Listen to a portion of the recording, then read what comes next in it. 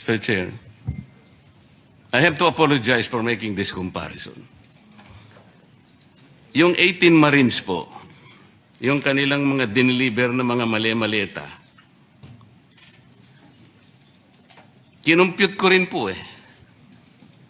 Despite the logistical nightmare scenario that was peddled to the public, ganito po yun eh. Approximately, they were delivering 2 billion pesos per day.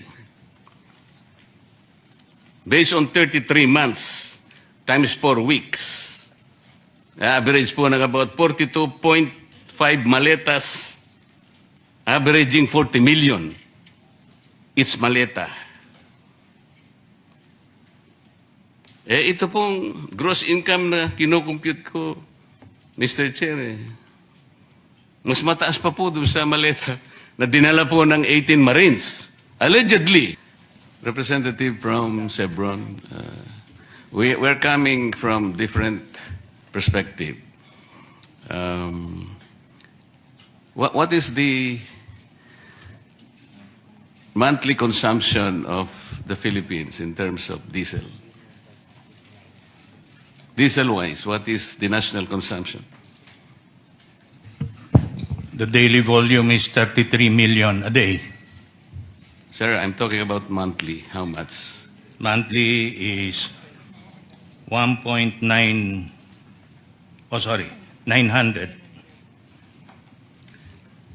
Metric tons or barrels or what? million liters. 996,348,000 liters. That's correct. Tama po. Yes, sir. Yes. So, halimbawa, pag-usapan po natin yung diesel.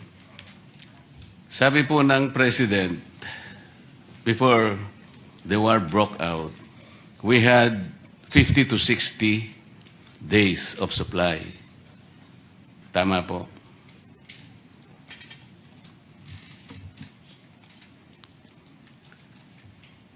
So, after 2 weeks po, yung 55, tumaas po ng average sa 125.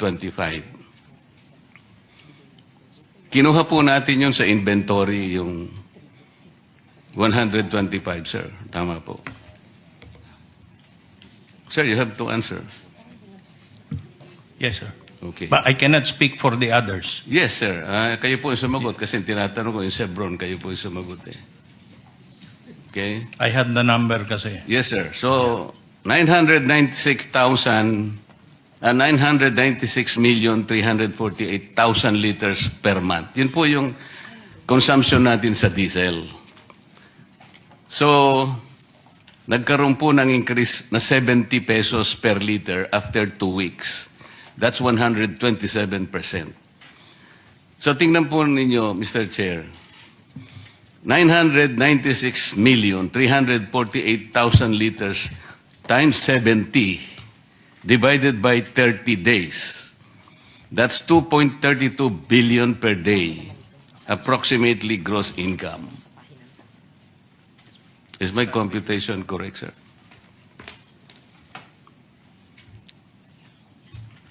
Ulitin ko po, 996,348,000 liters times 70, ito po yung increase, divided by 30, 2.32 billion per day ang approximate gross income. Kasi kinuha niyo po sa inventory. Wala pa naman po yung, di pa naman kayo umaangkat. 2 weeks pa lang po nakaraan eh. Gasoline. It used to be 50 liters per day, pre-war. Naging 80 liters po, average, after 2 weeks. So meron pong difference na 30 pesos per liter or an increase of 67%. Sir, ilan po yung consumption natin ng gasoline per month?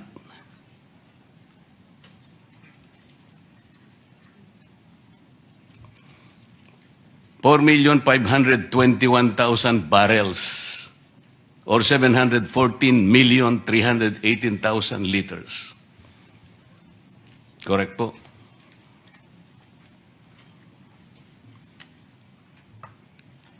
Can I get a confirmation? Anybody from?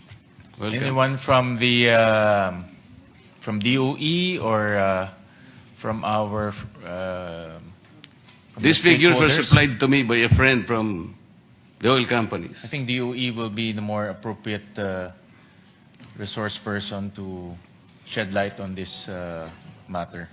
Mr. Chair, as confirmed kanina, yung diesel is around 32.5 million liters per day. More or less 33 Then, nasold million. na natin yun. the gas- 996,348,000. Yeah, So, gasoline. yung gasoline na lang. Gasoline is around 23.3 million liters per day. Or 714,318,000 liters. Tama po. The 23.3 million is already in liters, Mr. Chair. Daily. Kaya nga, times 30, ilan?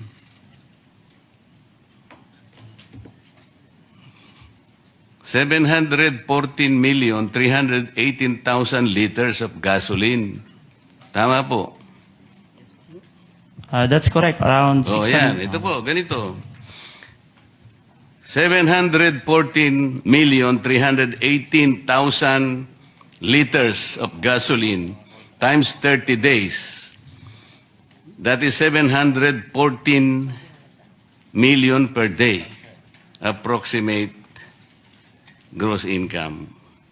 So pag pinagsama po natin itong dalawa lamang, Mr. Chair, per day po ito sa diesel po, 2,324,812,000 plus 714,318,000.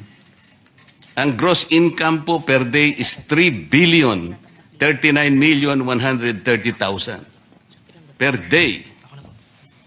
3 billion, Mr. Chair. Kinuha po ninyo sa inventaryo ninyo ito. 2 weeks pa lang ang nakakaraan. Alam po ninyo, Mr. Chair, I have to apologize for making this comparison. Yung 18 Marines po, yung kanilang mga dineliver na mga mali-maleta, kinumpute ko rin po